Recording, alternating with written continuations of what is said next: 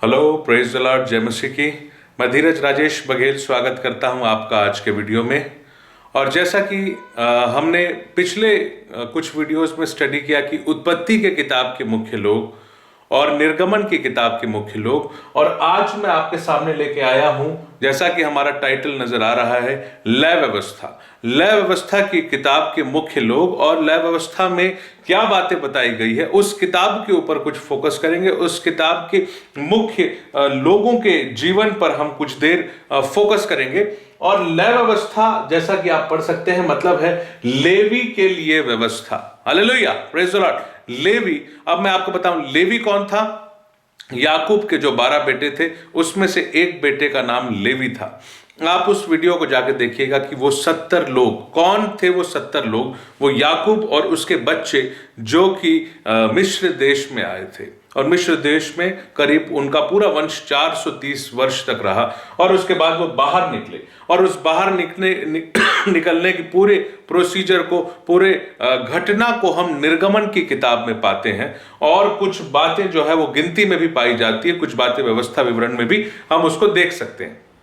आज मैं पूरा डिस्कस करूंगा लय व्यवस्था की किताब। उसको बहुत शॉर्ट में हम डिस्कस करेंगे कि आखिर वो किताब है क्या, उसमें किन बातों का वर्णन पाया जाता है। तो सबसे पहले लय व्यवस्था यानी लेवी से संबंधित व्यवस्था, लेवी के लिए व्यवस्था। और मैंने बताया लेवी जो है वो याकूब के 12 बेटों में से एक था। याकूब का दूसरा नाम इज़राइल था, और याकूब के 12 बेटों में से एक लेवी था। लेवी वो गोत्र था, लेवी वो व्यक्ति था, और उसके बच्चे वो गोत्र बने जिनको परमेश्वर ने अपनी सेवकाई के लिए चुना, जिसमें से परमेश्वर याजक लिया करते थे, जिसमें से परमेश्वर तंबू यानी मिलाप वाले तंबू की सेवकाई के लिए लोगों को चुना करते थे। और ये जो लेवी है, लेवी की वंशावली आज मैं आपके सामने बता रहा हूं, क्योंकि मुख्य पुरुष जिसका कार्य लय व्यवस्था में है, वो लोग जिनका कार्य गिनती में है, और वो लोग जिनका कार्य निर्गमन में मिलाप वाले तंबू और उससे रिलेटेड कार्यों पर है, उसकी मिलाप वाले तंबू की सेवकाई के लिए, परमेश्वर यहोवा की सेवकाई के लिए है, वो लोग यही हैं। और इनसे निकले हुए उनके और बच्चे। Hallelujah, praise the Lord. तो अब देखिए जरा, लेवी जो है, लेवी के 3 बच्चे हुए, पहला गेरशोन, दूसरा कहात और तीसरा मरारी। मैं समझता हूं कि आपको ये सारी चीजें अच्छे से दिख रही होंगी, गेरशोन, कहात और मरारी। Praise the Lord. और ये जो मरारी है, मरारी के 2 बच्चे हुए, महली और मूशी। महली और मूशी। वैसे गेरशोन के 2 बच्चे हुए, लिब्नी और शिमी। लिब्नी और शिमी नाम के गेरशोन के 2 बच्चे हुए। मरारी के महली और मूशी नाम के 2 बच्चे हुए। और कहात 3 बच्चे, गेरशोन, कहात, मरारी में से कहात वो बेटा हुआ जिससे याजकीय कार्य को, बेसिक जो याजक कहां से बनेंगे, किस वंश से आएंगे, कहात के वंश से याजक आएंगे। और स्पेशली कहात भी ना कहा जाए बल्कि हारून के वंश से आएंगे। बट हारून का वर्णन कहां पाया जाता है? हारून का वर्णन जो है आगे पाया जाता है। तो देखिए, कहात के कुछ बच्चे हुए, अमराम, यिसहार, हेब्रोन और उज्जीएल। कहात के 4 बेटे हुए, अमराम, यिसहार, हेब्रोन और उज्जीएल। अब जहां तक हम अमराम की बात करते हैं, अमराम ने अपनी फूफी योकेबेद से विवाह किया, और अमराम से मूसा हुए, मरियम हुई और हारून हुए। अमराम से मूसा, मरियम और हारून। और हारून के 4 बेटे हुए, नदाब, अबीहू, इत्मार, इलियाजर। हारून के 4 बेटे, नदाब, अबीहू, इत्मार और इलियाजर। और ये जो इलियाजर था, उससे एक बेटा हुआ पिनहास। और मैं आपको बता रहा हूं, हारून याजक हुए, उसके बाद जो एक्चुअली मेन याजक हुए वो इलियाजर थे, और इलियाजर से पिनहास भी याजकी सेवा में लग गए थे।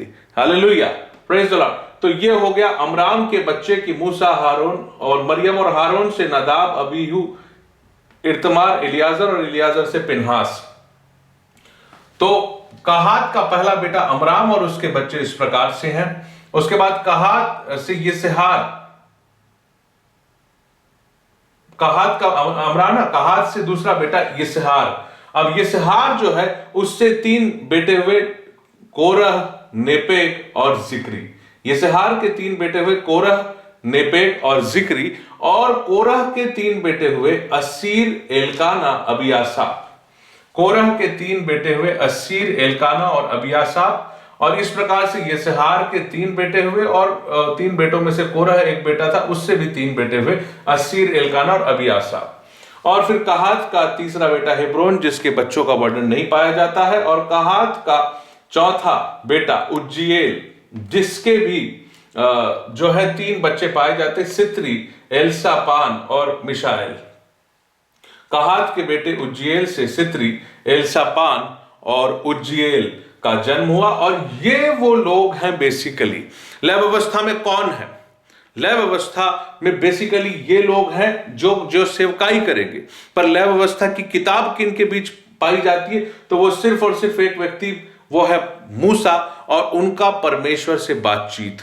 99% जो लय व्यवस्था की किताब है वो मूसा और परमेश्वर की बातचीत के बारे में पाई जाती है। मैं उम्मीद कर रहा हूं कि ये पूरी की पूरी जो क्या कहना, फैमिली ट्री कहा जाए, या ये पूरा फ्लो चार्ट के जैसे आपको दिख रहा है कि लेवी से गेरशोन, कहात मरारी, फिर गेरशोन से शिमी और लिब्नी, और फिर उसके बाद फिर कहात से अमराम, यिसार, हेब्रोन, उज्जीएल, और फिर अमराम से मूसा और मरियम और हारून, हारून के बच्चे, फिर यिसहार से कोरह, नेपेग, सित्री और कोरह के बच्चे, और फिर हेब्रोन और उज्जीएल, उज्जीएल के बच्चे, मरारी, मरारी के बच्चे।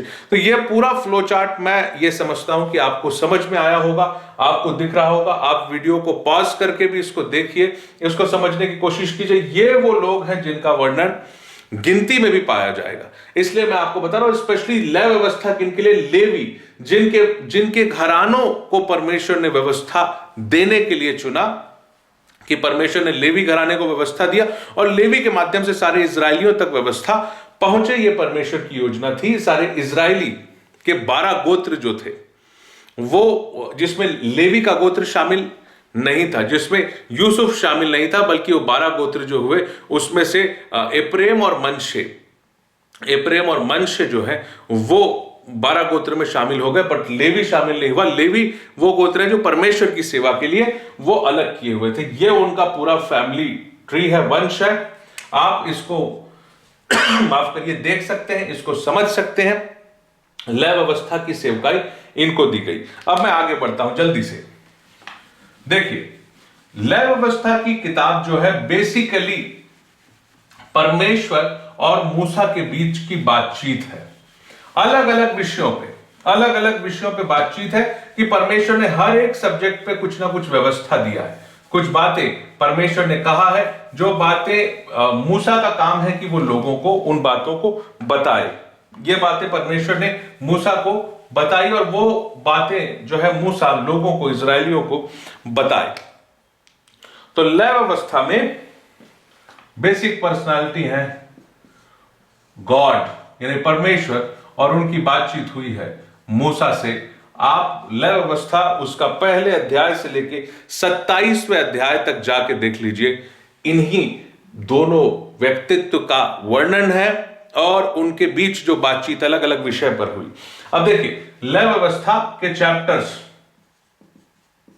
लय व्यवस्था की किताब के चैप्टर्स को यदि हम देखें तो चैप्टर 1 से लेकर चैप्टर 7, बहुत ध्यान से समझने की कोशिश कीजिए। चैप्टर 1 से लेकर चैप्टर 7 जो है वो बलि के विषय में है। अलग अलग किस्म की बलि चढ़ाई जाती थी। तो जैसे कि मैं बता दूं आपको, होम बलि, और उसके बाद मेल बलि, होम बलि, मेल बलि, पाप बलि, अन्न बलि,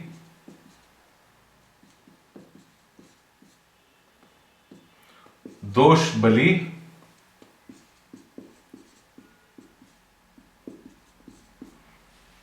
होम बलि, मेल बलि, पाप बलि, अन्न बलि, दोष बलि, ये 5, 1 2 3 4 5 किस्म की बलि।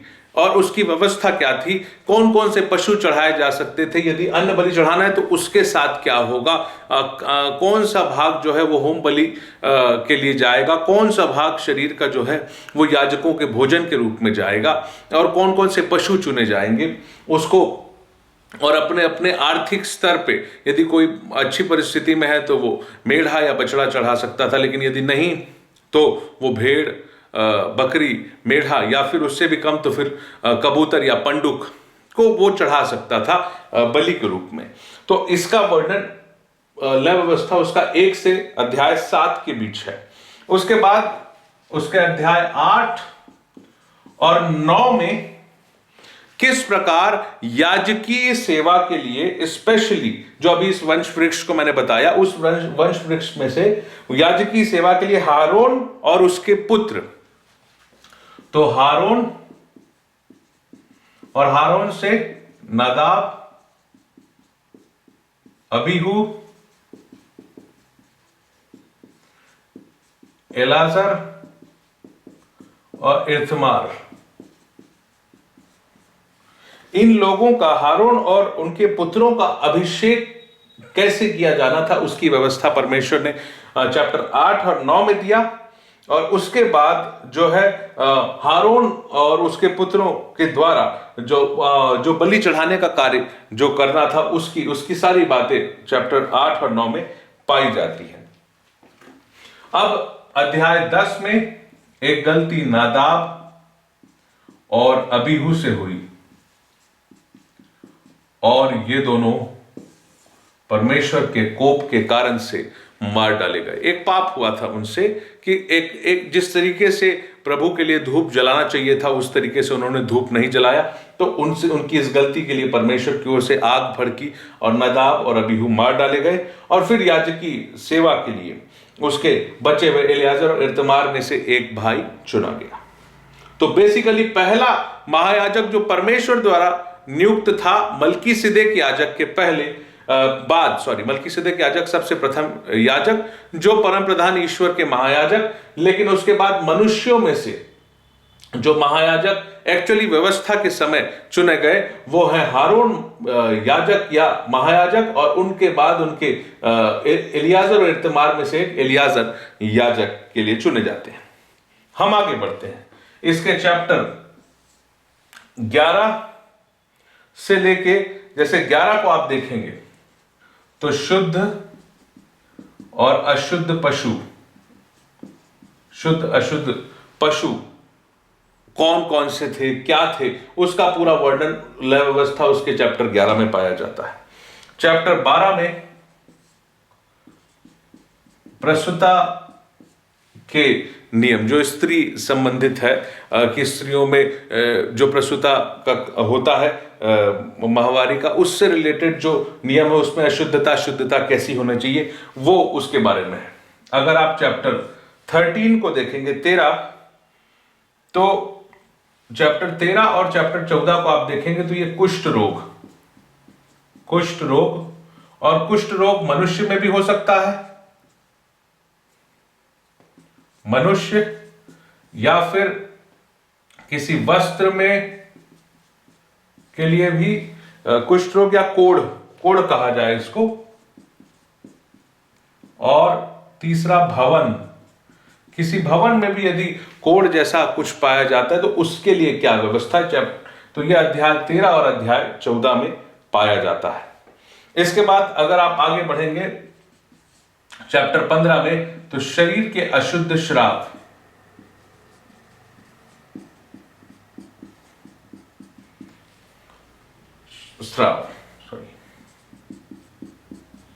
मतलब मनुष्य शरीर से बहने वाले वो तरल पदार्थ जो मनुष्य को किस तरीके से अशुद्ध कर देते हैं और उसके शरीर से निकलते, तो वो अशुद्ध स्राव के बारे में वर्णन अध्याय 15 में पाया जाता है। और उसके बाद अध्याय 16 में वर्णन पाया जाता है प्रायश्चित का दिन। प्रायश्चित का दिन का वर्णन पाया जाता है, इसको आप ध्यान रखेंगे। लहू के बारे में जो व्यवस्था है वो पाई जाती है अध्याय 17 में। लहू की पवित्रता, लहू को किस तरीके से, यदि आप किसी पशु को बलि कर रहे हो तो उसके लहू का आपको क्या करना है, लहू की पवित्रता, और लहू में प्राण होता है, उसके विषय में अध्याय 17 में पाया जाता है। और अध्याय 18 और उसके बाद 19 और 20 अध्याय यानी चैप्टर 18, 19, 20 ये बताता है कि पवित्र चाल चलन, पवित्र आचरण नैतिकता के आधार पे, नैतिकता यानी किस प्रकार से एक पति को होना चाहिए, किस प्रकार से एक पत्नी को होना चाहिए, और उनको कैसे आपस में रहना चाहिए और किन के साथ नहीं रहना चाहिए, इसकी पवित्रता, पवित्र आचरण चरित्र के। तो नैतिक या अच्छा चरित्र क्या है और क्या नहीं है, कब वो चरित्र खराब हो गया, उससे रिलेटेड और पवित्रता से रिलेटेड जो नियम है वो अध्याय 18 से 20 में पाया जाता है। Praise the Lord. इसके बाद यदि मैं आपको बताना चाहूं तो हम अध्याय 21 से आगे, मैं इसको मिटा लेता हूं और आगे देखते हैं। यहां तक हमारा हो चुका अध्याय 20 तक क्या व्यवस्था पाई जाती है। देखिए उसके अंदर का डिटेल आप जरूर उसको पढ़ें, उसको समझने की कोशिश करें, और आपको परमेश्वर अगुवाई करेंगे कि क्या किस किस विषय की व्यवस्था पाई जाती है। लेकिन मैं आपको शॉर्ट में क्योंकि हमको बहुत सारी किताबों को डील करना है। लय व्यवस्था कंप्लीट होगा तो गिनती करना है, गिनती होगा तो व्यवस्था विवरण, ऐसे करके हमको प्रकाशित वाक्य तक शॉर्ट में देखना है कि आखिर उन किताबों में पाया क्या जाता है। Praise the Lord. तो अब हम चैप्टर 21 के बारे में यदि मैं आपको बताऊं कि अध्याय 21 में क्या है, तो याजकों की पवित्रता, कि याजकों को कैसा होना चाहिए, याजकों को किस तरीके का आचरण, किस तरीके का जीवन, और उनके लिए क्या योग्यताएं हैं प्रभु के हिसाब से। उसके बाद यदि आप चैप्टर 22 को देखेंगे तो जो भेंट, जो पशु बलि के लिए चढ़ाए जाते थे, ये जो भेंट प्रभु के लिए चढ़ाए जाते थे उसकी पवित्रता क्या हो सकती है और चढ़ावे का कैसा होना जरूरी है। तो चढ़ावे की पवित्रता, इसके बारे में वर्णन है कि पशु का कैसा होना चाहिए, उसे स्वस्थ होना चाहिए, उसके अंदर में, उसके शरीर में कोई किसी किस्म का कोई बीमारी नहीं होनी चाहिए, उसके शरीर का हर एक अंग ठीक होना चाहिए। तो इस बारे में जो नियम है, नियम व्यवस्था है, वो पाया जाता है अध्याय 22 में। फिर अध्याय 23 की यदि मैं बात करूं आपसे, अध्याय 23 बहुत ही स्पेशल है। ये है फेस्टिवल, पर्व। इजरायलियों को कौन कौन सा पर्व मनाना है, बहुत ही इंटरेस्टिंग है, इसको जरूर आप पढ़िएगा। नव वर्ष का पर्व, दूसरा है फसह का पर्व। फसह का पर्व मनाना, फसह का पर्व आपको निर्गमन उसके 12वां और 13वां अध्याय को यदि आप पढ़ेंगे तो आपको फसह के पर्व के बारे में कुछ आइडिया, शॉर्ट में आइडिया होगा। और आप 23 को भी, चैप्टर 23 को पढ़ेंगे लय व्यवस्था का, तो आपको पर्व का, उसमें भी फसह मिलेगा, लेकिन निर्गमन 12 और 13 भी जरूर आप पढ़िएगा। इसके बाद आपको कटनी का पर्व, कटनी का पर्व और झोपड़ियों का पर्व, झोपड़ियों का पर्व, ये आपको इसमें मिलेगा। और स्पेशल बात है प्रायश्चित का दिन, प्रायश्चित का दिन, ये आपको इतनी सारी चीजें मिलेंगी अध्याय 23 लय व्यवस्था, उसके चैप्टर 23 में।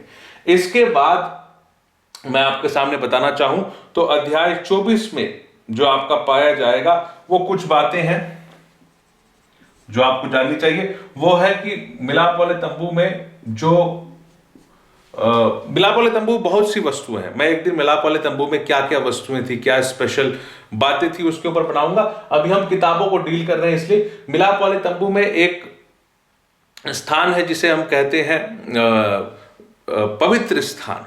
उस पवित्र स्थान में तंबू के, बेसिकली तंबू के आप टोटल देखेंगे तो आंगन है, पवित्र स्थान है, महापवित्र स्थान है। तो पवित्र स्थान के अंदर मेज होती थी जिसमें रोटियां रखी जाती थी, और दीवट होता था जिसमें दीपकों को जलाया जाता था। तो पवित्र दीपकों को जलाने का नियम क्या था, इसके बारे में अध्याय 24 में वर्णन है। भेंट की रोटी के बारे में, कि भेंट की रोटी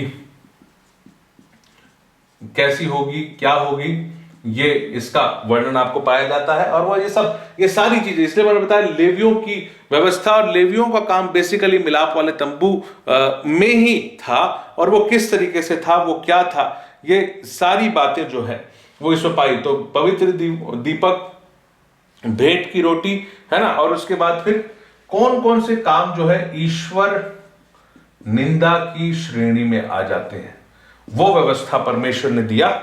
ये पूरी बातें लय व्यवस्था उसके 24वें अध्याय में वर्णन है कि किन बातों को परमेश्वर ने बोले ये तो व्यवस्था के हिसाब से परमेश्वर की निंदा हो गई, ईश्वर के बारे में आपने गलत कह दिया। तो ये पूरे नियम, पवित्र दीपक, भेंट की रोटी, और ये ठीक है। मैं आपको इन शॉर्ट एक बात और बता देता हूं।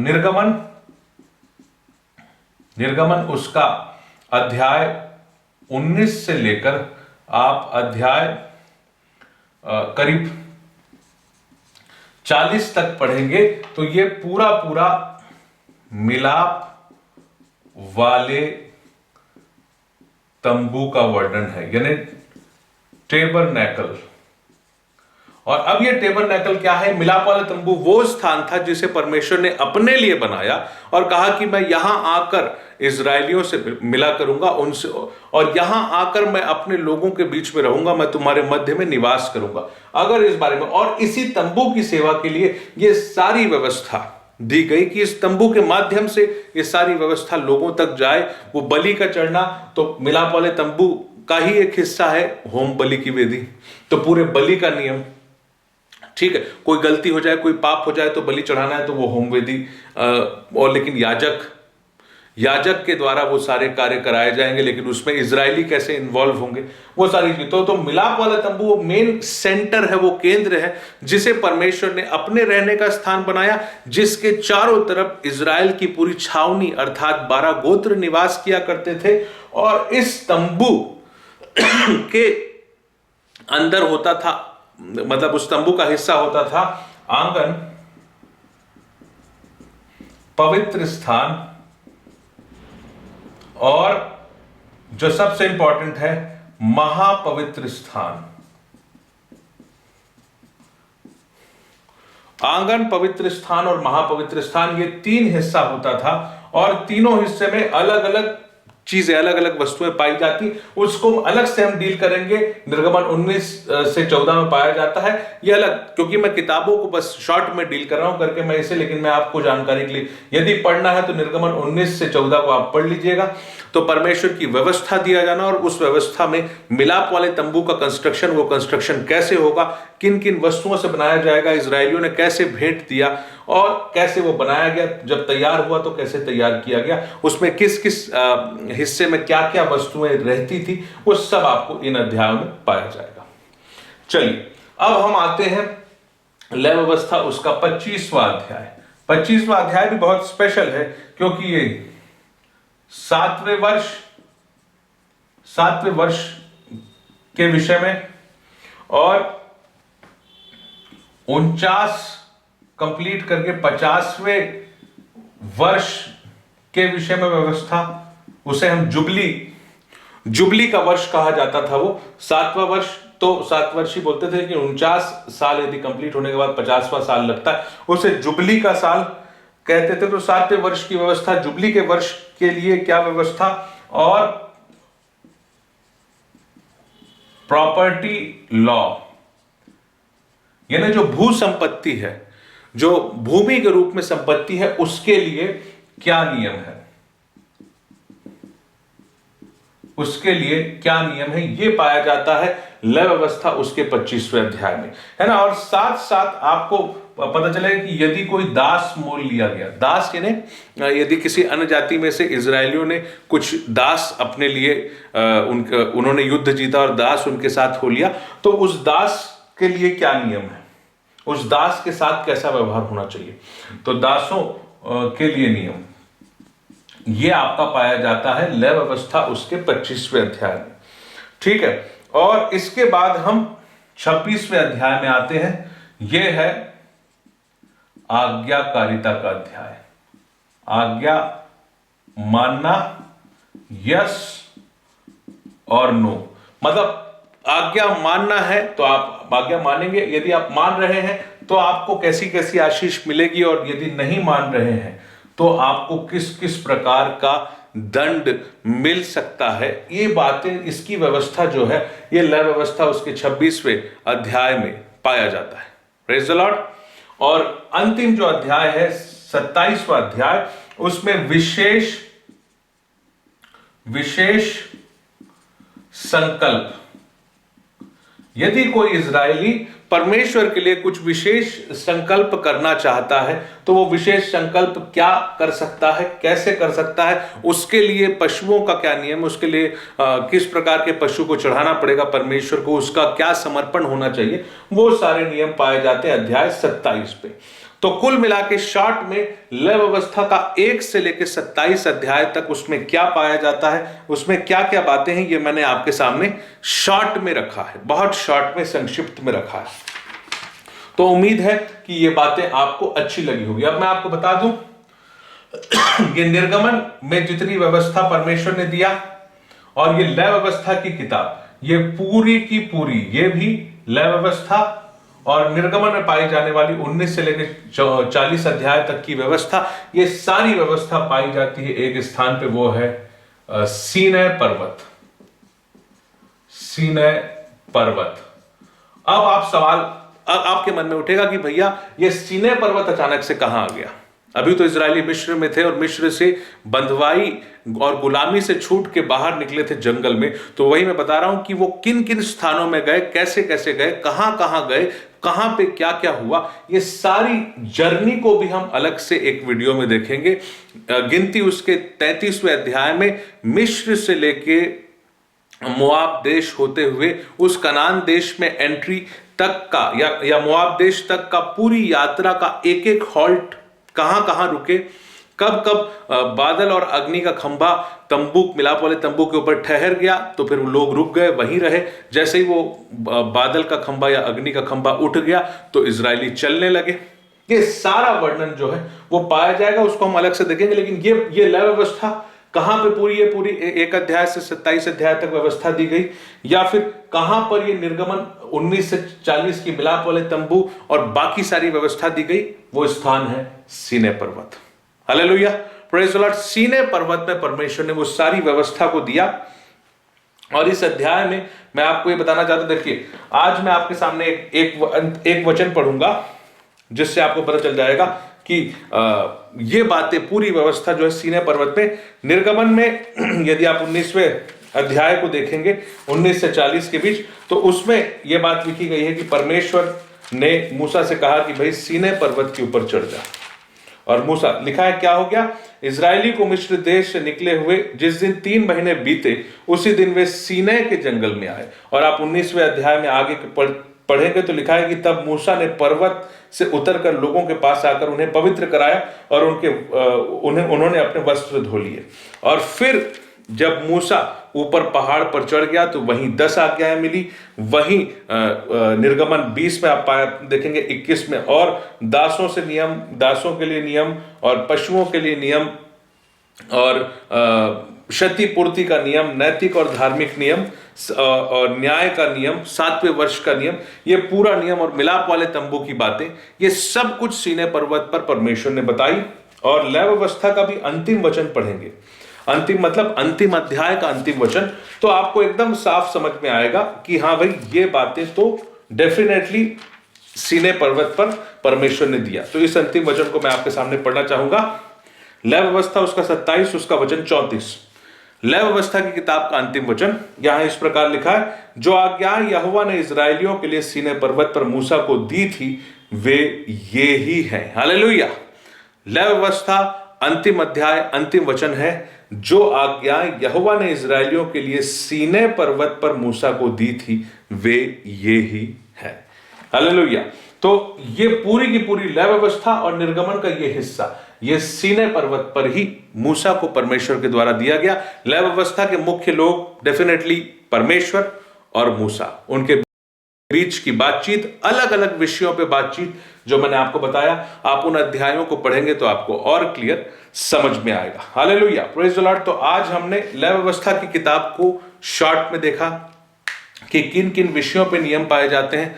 आप उनको पढ़ के देखिए, बहुत गहराई है उन नियमों में, उनको फॉलो करना था इजरायलियों को, कोई कर नहीं पाया। इसलिए एक व्यक्ति आया जो है यीशु मसीह, जिसने व्यवस्था को पूर्ण किया और हम सब के लिए पाप बलि हो गया, ताकि हम उस पर विश्वास करें तो नाश ना हो बल्कि अनंत जीवन पाएं। फिर से मिलेंगे हम एक नए वीडियो के साथ। तब तक के लिए आपको प्रभु इस वीडियो के माध्यम से आशीष दे। जय मसीह की। Praise the Lord.